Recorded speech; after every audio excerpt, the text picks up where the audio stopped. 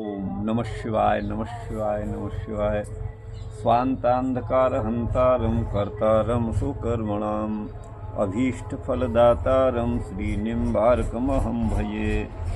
पंचवृत्तिर्मनोवद्यपदिश्यते, ये जो है 2-4 बार है। ब्रह्म सूत्र 2-4 बार है। सूत्र है पंचवृत्ति ही मनोवत व्यपदिश्यते। मनोवद व्यपदिश्यते यथा बहुवृत्ति मनः। मन अनेक वृत्तियों वाला है। वृत्ति का मतलब व्यवहार अर्थात क्रिया, अर्थात मन देखने वाला, सुनने वाला, बोलने वाला, सबके साथ सब इंद्रियों के साथ मन का योग है। तो जो इंद्रियों की वृत्ति है वो चक्षु की तो केवल दर्शन मात्र में वृत्ति है, दर्शन मात्र ही वृत्ति है। श्रवण की श्रवण करना ही वृत्ति है, इसका यही कार्य है। लेकिन मन की वो देखना भी है, सुनना भी है, कहना बोलना भी है, सभी वृत्तियां मन की है। तो वही यहाँ पर कहा पंचवृत्तिर्मनोवत। जैसे ये वायु है, वायु की चर्चा चल रही थी, प्राणवायु की। तो जैसे मन जो है 5 वृत्तियों वाला होता है, तत्त इंद्रिय के साथ मिलकर के तत्त जो है व्यापार में प्रवृत्त होता है, तत्त क्रिया में सहायक होता है। उसी तरह से ये प्राणवायु ही जो सामान्यतया जिसको हम वायु कहते माने प्राणवायु है, वो 5 वृत्तियों वाला होता है। 5 वृत्तियों से यहाँ पर तात्पर्य है गुरु भाई प्राण, अपान, व्यान, समान और उदान। तो ये मन के समान, मनोवत, मन के समान। जैसे मन की अनेक वृत्तियां हैं, बहुवृत्ति वाला मन होता है, वैसे ये प्राण भी 5 वृत्तियों वाला प्राण, अपान आदि भेद से होता है। ऐसा व्यपदिश्यते, शास्त्र में ऐसा कथ्यते, निगद्यते, व्यभिरीयते, भण्यते, जो भी आप कह सकते हैं, ऐसा जो है शास्त्र में कहा गया है। यथा बहुवृत्ति मनः, जैसे अनेक वृत्तियों वाला मन हुआ करता है, वह अपनी वृत्तियों के द्वारा कामादिभिर जीवस्य उपकरोति, काम आदि के द्वारा जीव का उपकार करता है, जीव का उपकार करता है। मन में जो भी इच्छा होगी, तो मन, हमको देखना है तो मन आँख के साथ हो जाता है, सुनना है तो कान के साथ हो जाता है। तो उसी तरह से ये जीव का उपकार मन करता है। तथा उसी तरह से जो प्राण है, वायु है, प्राणवायु, वह भी अपानाद वृत्ति भी, केवल सामान्य प्राण ही कहिए उसे, प्राण भी अपान आदि वृत्तियों के द्वारा, माने अपान, व्यान, समान, उदान, इन वृत्तियों के द्वारा पंचवृत्ति वाला होता हुआ प्राण भी ये जीवोपकारकत्वेन व्यपदिश्यते, यह जीव का उपकारक कहा जाता है, जीव का उपकार करता है। पंचवृत्ति ही माने मुख्य प्राण 5 वृत्तियों वाला है। मनोवत, मन के समान, व्यपदिश्यते माने कहा जाता है। मन के तुल्य मुख्य प्राण की 5 वृत्तियां कही गई हैं। जैसे मन का योग होने पर चक्षु रूप का ग्रहण करता है, मनोयोग से श्रवण इंद्रिय द्वारा शब्द का ग्रहण करता है, मनोयोग से रसना से रसानुभव, त्वक से स्पर्श का अनुभव, तथा मनोयोग से ही घ्राणेन्द्रिय द्वारा गंध का ग्रहण किया जाता है। तो इसमें एक ये है, आत्मा बुद्धिया, जब हमारी देखने की इच्छा होती है, सुनने की इच्छा होती है, तो इच्छा आत्मा का धर्म है, चेतन का धर्म है, अचेतन का धर्म इच्छा नहीं हो सकता। तो इच्छा आत्मा में ही होती है। आत्मा बुद्धि को, आत्मा के टच में, संपर्क में बुद्धि रहती है, बुद्धि के संपर्क में मन रहता है। मन जो है उसका तत्त इंद्रियों, सभी इंद्रियों के साथ संपर्क रहता है। मन की गति बड़ी द्रुत है, बड़ी तीव्र है, आप समझिए। अभी यहाँ है और मन से हम अमेरिका पहुंच गए, 1 सेकंड भी नहीं लगा। तो ये अत्यंत तीव्र गति वाला मन है। तो ये जो है 5 वृत्तियों वाला जैसे मन है वैसे ही प्राण को भी समझना चाहिए। आत्मा बुद्धिया समेत्यार्थान मनोयुंक्ते विवक्षया, बुद्धि के संपर्क से आत्मा मन से युक्त इंद्रियों को विषय में प्रवृत्त करता है। ज्ञानेन्द्रियां मन के योग द्वारा विषयों का ग्रहण कर इंद्रियां मन को, मन बुद्धि को और बुद्धि आत्मा को तत्तद रूप रसादि विषयों को समर्पित करती हैं। उसी प्रकार मुख्य प्राण भी प्राण अपान व्यान समान उदान रूप से भिन्न भिन्न वृत्तियों का संपादन करता है। प्राणापान व्यानोदान समाना इत्येतत् सर्वम प्राण एव, यह शास्त्र वचन है।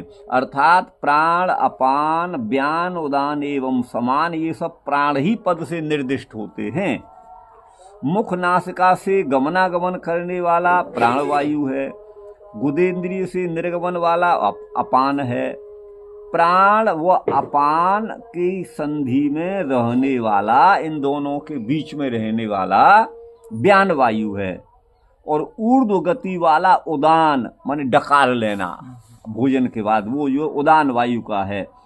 अन्न रस को सभी अंगों में समान रूप से पहुंचाने वाला समान वायु है। तो ये प्राण जो है, मुख्य प्राण की भी 5 वृत्तियां हैं प्राण अपान आदि भेद से मन के समान। इसी बात को भगवान सूत्रकार ने कहा पंचवृत्ति मनोवत व्यपदृश्यते, अतएव मन के समान मुख्य प्राण 5 वृत्ति वाला है। अब आगे है गुरु भाई अणुश्च, अगला सूत्र है अणुश्च। हाँ, अणुश्च। और ये प्राण भी अत्यंत अणु परिमाण वाला है, अणुश्च, और यह अणु भी है। उत्क्रांति श्रुते है, बोले कैसे? बोले इसकी भी उत्क्रांति सुनी जाती है। उत्क्रमण, उत्क्रमण करने वाला हमारे शरीर के किसी भाग से उत्क्रमण कर जाता है, आप समझिए, और वो फिर दिखाई नहीं देता है। इसलिए यह प्राण भी अत्यंत अणु परिमाण वाला ही होता है, अत्यंत सूक्ष्म स्वरूप वाला होता है। उत्क्रांति श्रुते प्राणो अणुश्च। अच्छा, मुख्य प्राण अति सूक्ष्म तथा परिच्छिन्न है। परिच्छिन्न माने सीमित है, एक अत्यंत सूक्ष्म आकार वाला है। तमुत्क्रामंतम सर्वे प्राण उत्क्रामंती, उस जीव के शरीर से उत्क्रमण माने निकलने पर सभी प्राण उसके पीछे निकल जाते हैं। या इंद्रियों को भी प्राण कहा गया है गुरु भाई। प्राणों का उत्क्रमण कथन उनकी सूक्ष्मता एवं परिच्छिन्नता का बोधक है। शरीर से निकलते समय प्राण निकटस्थ जनों के द्वारा भी नहीं देखे जा सकते, अतः प्राण अत्यंत सूक्ष्म ही है। सूक्ष्म शरीर रूपी रथ में बैठकर जीव एक शरीर से निकलकर दूसरे शरीर में जाता है। यह सूक्ष्म शरीर 17 तत्वों वाला होता है। ठीक गुरु भाई, ये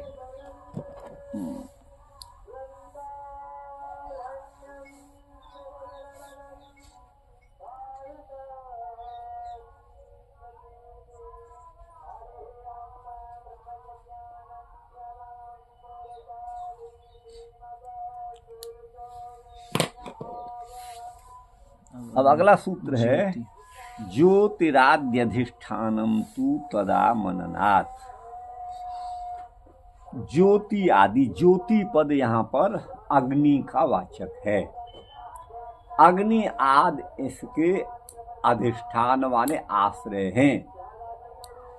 अर्थात ज्योति जो इंद्रियां हैं, तो अभी चर्चा कल हो रही थी, सबसे पहले वाक इंद्रिय, वाणी अपना कार्य छोड़ देती है मरते समय, उसके बाद सारी इंद्रियां अपना कार्य छोड़ देती हैं। तो सबसे पहले वाक की चर्चा है, वाणी की चर्चा है। इसीलिए वाक का जो अधिष्ठात्री अधिदैवत है वह ज्योति माने अग्नि है, वाणी का देवता अग्नि है। अग्नि के द्वारा प्रदत्त शक्ति से ही ये वाणी अपना कार्य करते हैं। करती है, ये इसका भाव है। तो वही कहा कि ज्योति आदि जो है माने अग्नि आदि जो है वो अधिष्ठान माने आश्रय हैं। तो तद आमननात्, जैसा कि शास्त्रों में आमनन किया है माने स्मरण किया है अर्थात कहा गया है, तदामननात्। वागादिकरण जातम, वाक आदि वाणी आदि, करण माने इंद्रियों का, जात माने समूह, यहाँ पर जात माने समूह, माने वाक इत्यादि करण माने इंद्रियों का जो समूह है वो अग्नि आदि देवताओं से प्रेरित होकर ही कार्य में प्रवृत्त होता है। अग्नि अगर प्रेरित नहीं करेगा, अग्नि का सहयोग वाक को नहीं मिलेगा, तो वाक इंद्रिय अपना कार्य नहीं कर सकती है। तो बोले इसका क्या प्रमाण?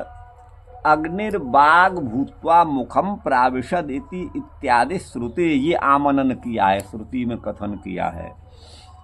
अग्नि जो है वाणी बनकर, वाग भूत्वा, वैसे वाणी अलग है, अग्नि अलग है। हम शब्द बोलते हैं, युवा से बोलते हैं, थोड़ा टच कर दो अग्नि का तो मालूम पड़ जाए वो एक ही एक अलग है। लेकिन वो अलग है, अग्नि उसका देवता है, माने अग्नि उसको शक्ति प्रदान करने वाला है। वो ऐसा नहीं कि हमारे जैसे जीव का जब शरीर का देह का निर्माण हुआ गर्भावस्था में तो अग्नि आया और जीवा में चला के जाके बैठ गया, ऐसा नहीं है। इसका भाव ये है कि अग्नि देवता उसको शक्ति प्रदान करने वाला है, तभी अग्नि की द्वारा प्रदत्त शक्ति से वाणी बोलने में समर्थ होती है, ये इसका भाव है। तो वही है अग्निर्बाग। अब मूर्ख तो ये समझेंगे, क्या क्या समझेंगे, ये तो सब बेकार है, जब मुख में गया अग्नि तो जला नहीं मुख, ऐसा ही कहेंगे, उल्टा सोचेंगे। लेकिन इसका यही भाव है, अग्नि वाक होकर के माने अग्नि के द्वारा शक्ति को प्राप्त करके वाक इंद्रिय अपने बोलने रूप कार्य में सक्षम होता है, समर्थ होता है। अग्नि वाणी बन करके वाग भूत्वा मुखम प्राविशत, मुख में प्रविष्ट हो गया, ये श्रुति वचन इसमें प्रमाण है गुरु भाई, ठीक है ना जी। हाँ, तो वही यहाँ पर है ज्योतिराद्य अधिष्ठानम। ज्योति माने अग्नि आदि, आदि पद से अन्य इंद्रियों के देवता अन्य अन्य है। तो अधिष्ठान माने अधिष्ठाता देवता है। तो किंतु तदा मननात्, ऐसा कथन वेद में उपलब्ध होने से वाक आदि इंद्रियों के अधिष्ठाता अग्नि आदि देवता हैं। उनकी अधिष्ठात्रिता में ही वाक आदि इंद्रियां स्वकार्य संपादन में समर्थ होती हैं। अग्नि आदि वाक आदि के अनुग्राहक हैं, उन्हीं के अनुग्रह से वाक बोलती है।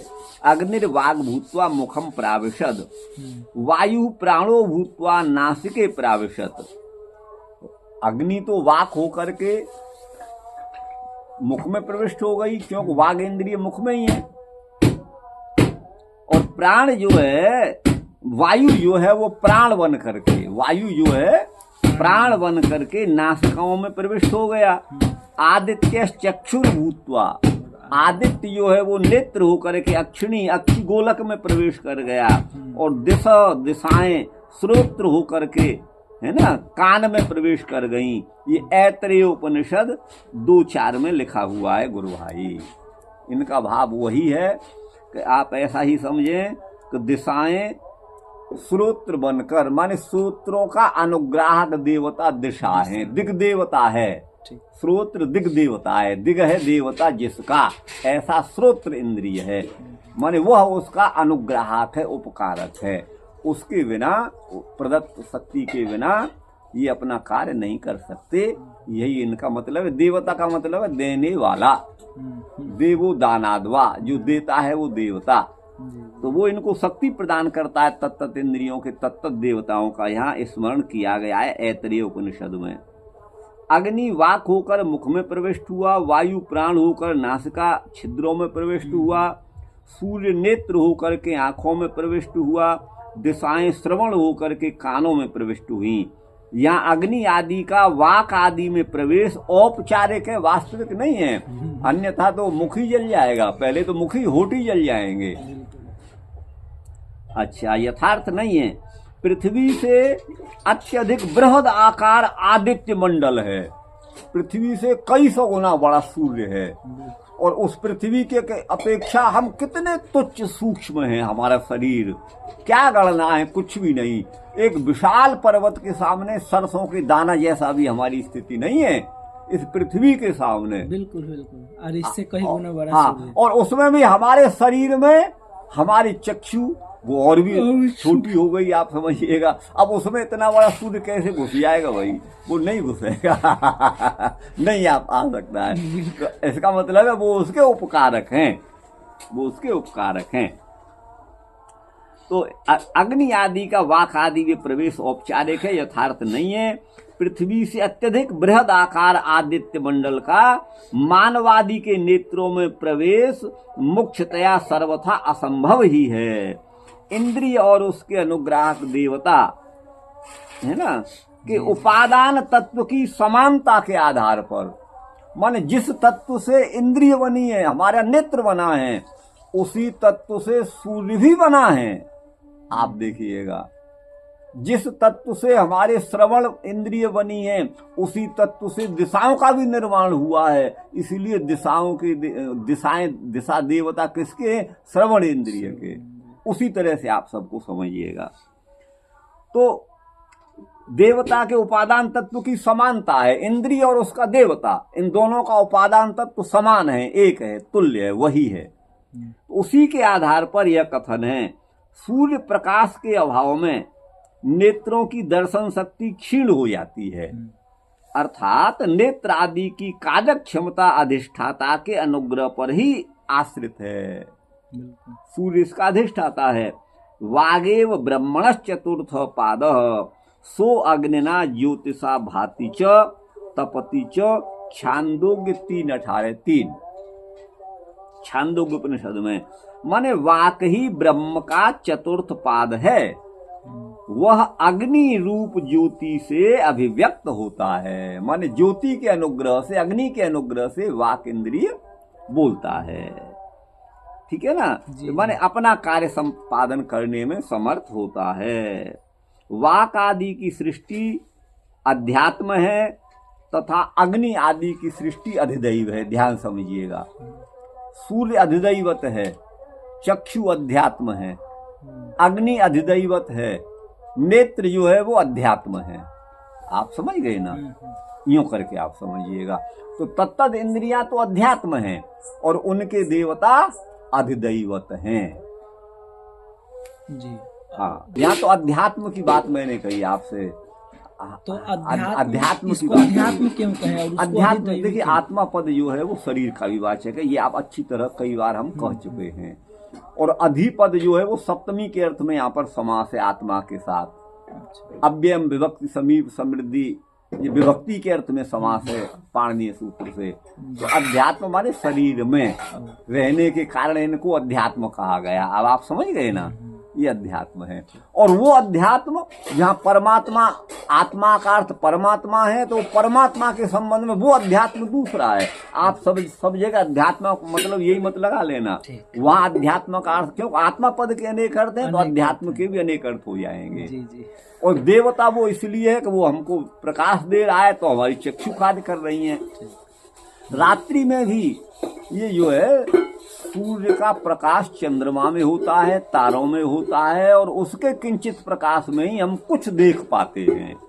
और अग्नि भी जो है तत्व जो है वो सूर्य से ही संबंधित है, आप समझिएगा, क्योंकि इनके उपादान तत्व वो एक ही हैं। और उपादान तत्व क्या है? वही सत्वरजतम, वही है और कहीं कुछ नहीं है। सारा विस्तार पूरे विश्व का उन्हीं से है, सत्वरजस्तम से है। तो ये जो है इसी आधार पर इनको इनका देवता माना गया है, कहा गया है।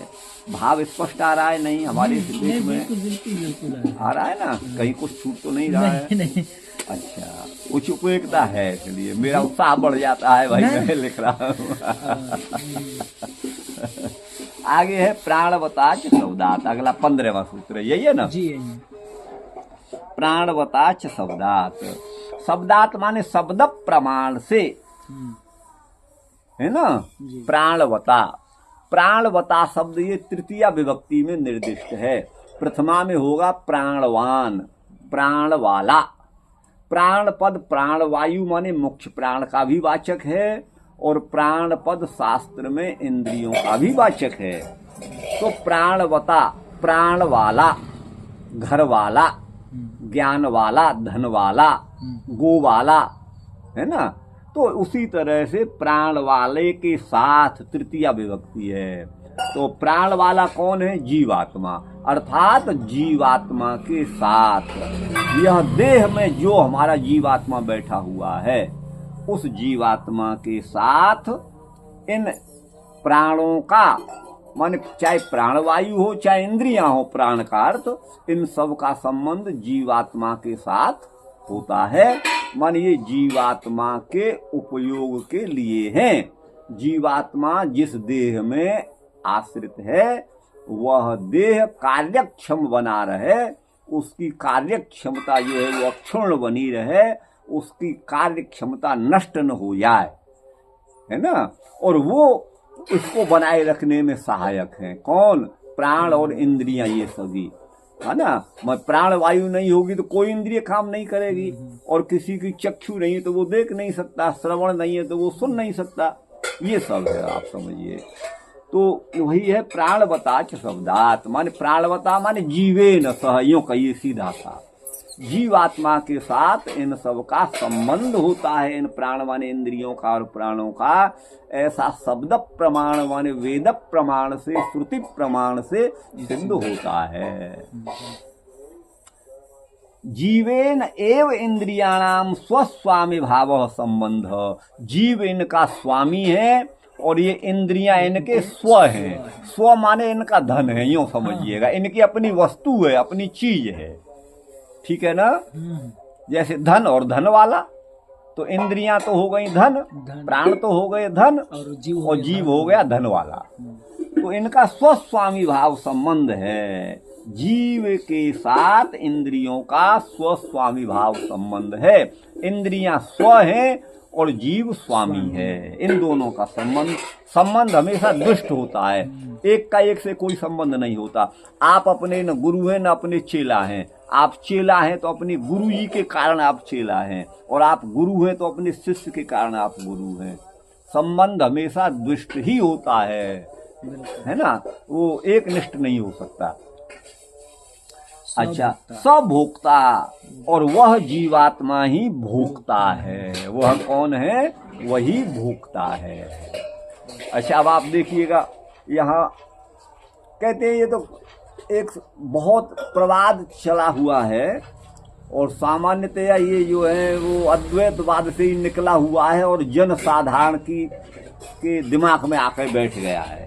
ये जो है कथन क्या बैठ गया है, जिसने थोड़ा भी कहीं सुन लिया सत्संग, या कहीं से सुन लिया, पढ़ लिया कहीं से, तो वो ही कहता है ये शरीर ही करने वाला और भोगने वाला है, आत्मा तो कोई करता भोगता नहीं है।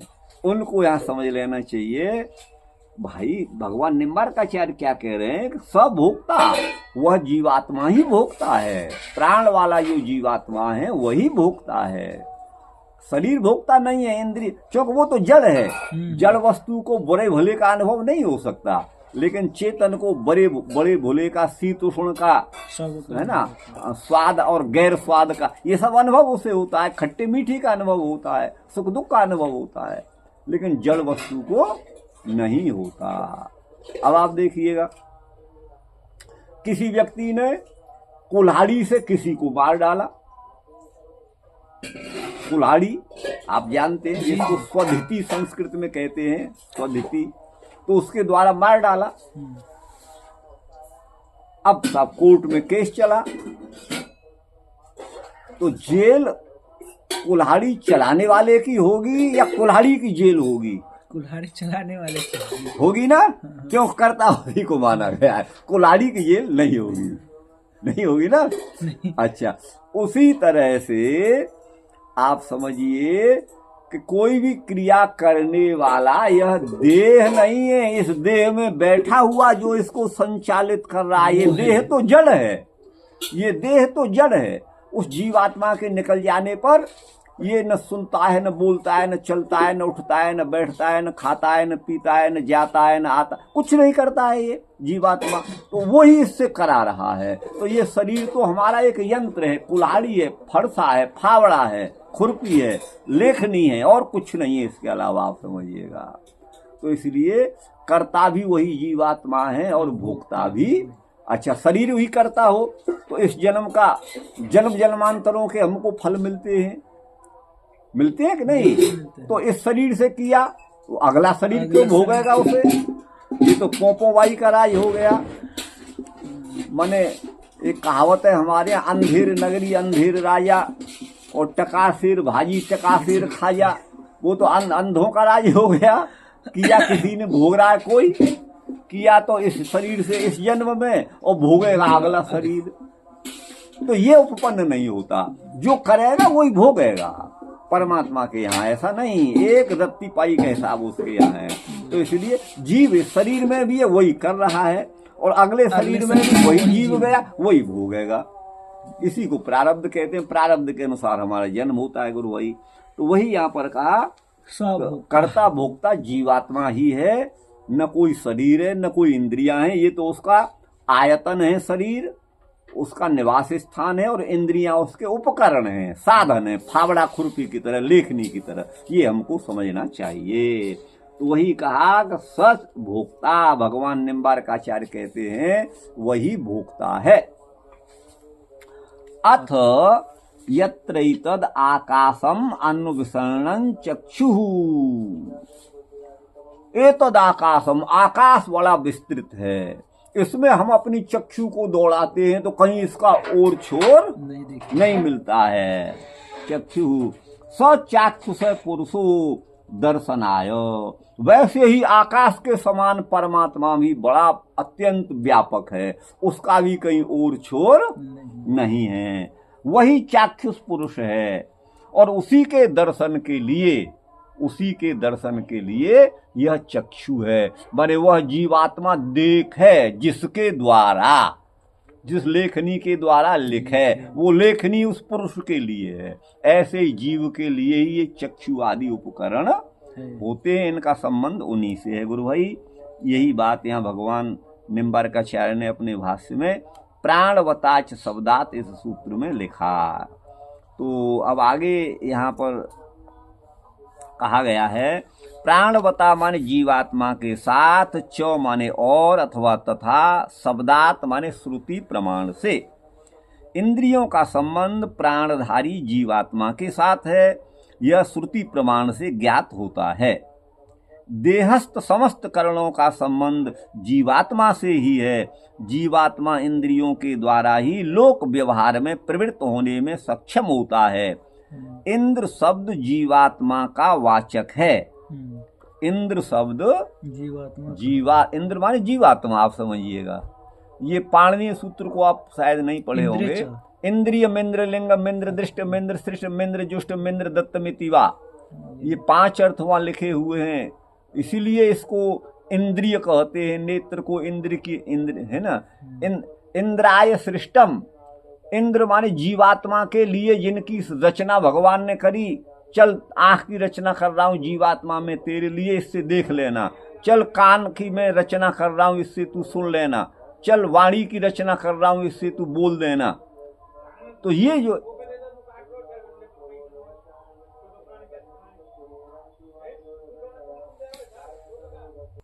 इंद्र के बारे में बता रहे थे, हाँ, कि तो पाणिनि जी जो इंद्र के शब्द बोले हैं ना अष्टाध्यायी में, तो इंद्र मतलब कि इंद्र मतलब भी जीव, यहाँ पे है। ये है, ये इंद्र शब्द जीव का भी वाचक। इंद्र शब्द जीव का वाचक है।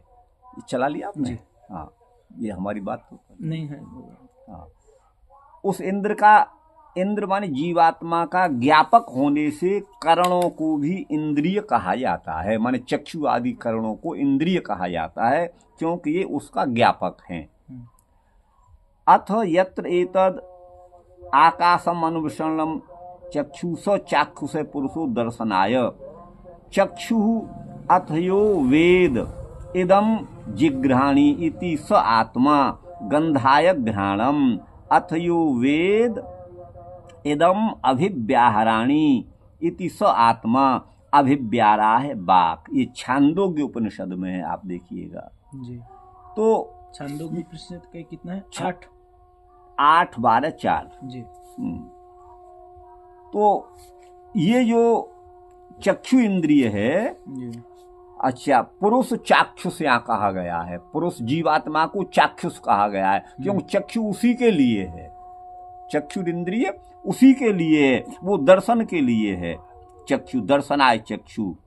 अथ यो वेद, वही जीवात्मा जब ये समझता है कि इदम जिघ्राणी, मैं इसको सूंघूं, तो ऐसा सोचने वाला, ऐसा समझने वाला वो आत्मा है, स्व आत्मा है कि मैं सूंघूं, मैं जाऊं, मैं खाऊं इत्यादि। तो गंधायक घ्राणम, उस गंध के लिए घ्राण इंद्रिय है। अथ यो वेद इदम अभिव्याहराणी, जो यह जानता है, समझता है कि मैं कुछ बोलूं, अभिव्याहराणी, वो आत्मा है, मान जीवात्मा है। और अभिव्याहाराय, उसके बोलने के लिए वाक इंद्रिय है। तो इच्छा वही आत्मा में होती है, मैं आपसे वही कह रहा था पहले भी, होती है। जहां नेत्र गोलक आकाश में विद्यमान चक्षुरिंद्रिय है, माने नेत्र गोलक रूपी आकाश में जो चक्षु इंद्रिय विद्यमान है, वह पुरुष माने आत्मा के देखने के लिए है। पुरुषाय चक्षु, पुरुषाय माने देखने के लिए। और जो यह जानता है कि मैं सूंघूं, वह आत्मा है।